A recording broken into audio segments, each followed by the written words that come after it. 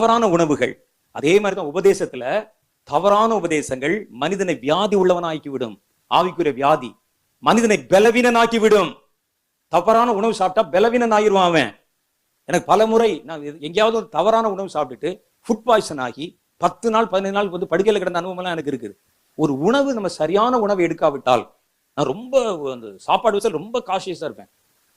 எதை கொடுத்தாலும் சாப்பிட மாட்டேன். எனக்கு அது சேர்ந்தால் நீங்க எவ்வளவு கம்பல் பண்ணாலும் தொட மாட்டேன். அப்படி இருந்துமே நான் பல தடவை மாட்டிட்டேன் சில இடங்கள்ல. அப்ப அந்த மாதிரி இருக்கும்போது ஒரு உணவு ஒரு மனிதனை வாழவும் வைக்கிறது, சாகவும் வைக்கிறது.